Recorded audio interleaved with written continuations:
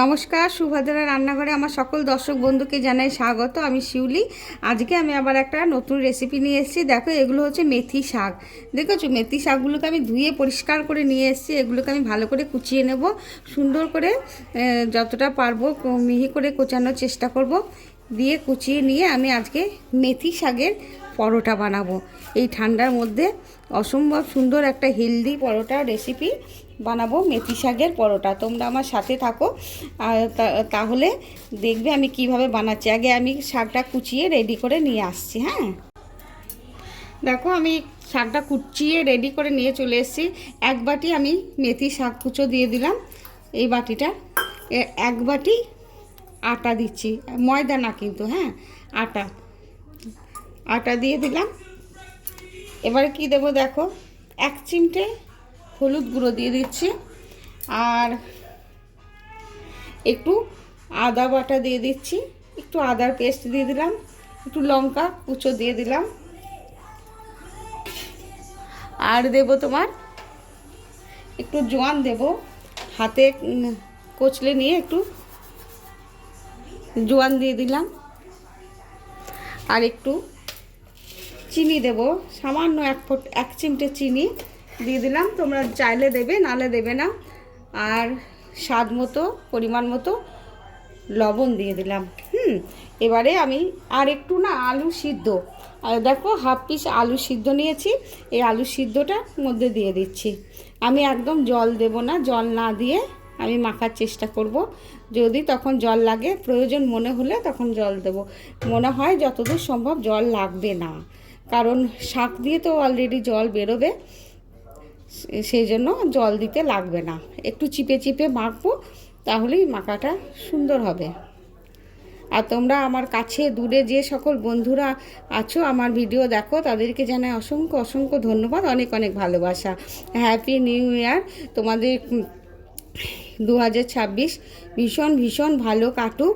তোমরা খুব আনন্দে থাকো, খুব ভালো থাকো, সুস্থ থাকো, এই ঈশ্বরের কাছে প্রার্থনা করি তো তোমাদের জন্য, সকলের জন্য। আর আমার ভিডিও যখন দেখবে, প্লিজ একটা লাইক দিয়ে দেখা শুরু করবে, ঠিক আছে? আমি একটু চিপে চিপে আটাটা মেখে নিচ্ছি। দেখো আমার আটাটা রেডি হয়ে গেছে। এবার আমি লেচি বানিয়ে নিচ্ছি, কয়েকটা লেচি করে নিচ্ছি।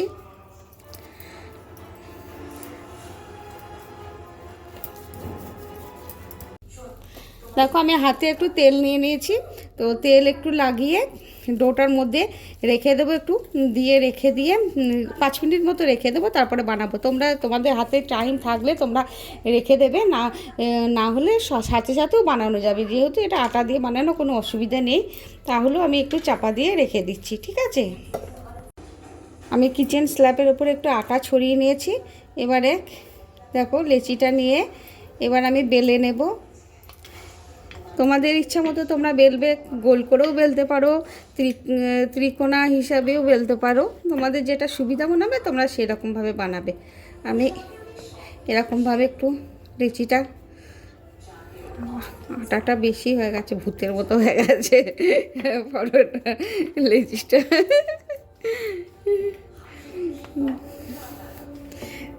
দেখো আমি এরকমভাবে বেলে নিলাম।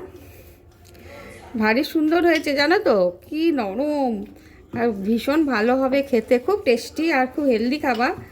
তোমরা এভাবে বানাবে, বানিয়ে খাবে, খেয়ে আমাকে জানাবে তোমাদের কেমন লেগেছে আমার এই রেসিপি।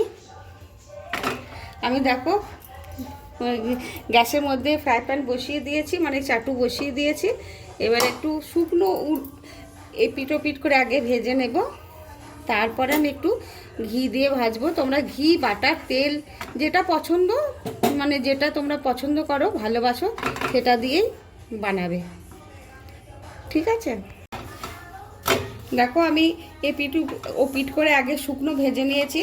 এবারে আমি একটু ঘি দিচ্ছি। এমনিতেই ফুলতে শুরু করে দিয়েছে, দেখো খুব ভালো হবে খেতে, ভীষণ ভালো হয় খেতে। এভাবে একবার বানাবে, বানিয়ে খাবে। আমার ঘরে বানানো ঘি, আমি ঘি দিয়ে বানাচ্ছি।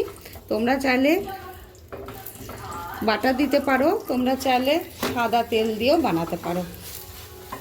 মানে রিফাইন্ড অয়েল দিয়ে।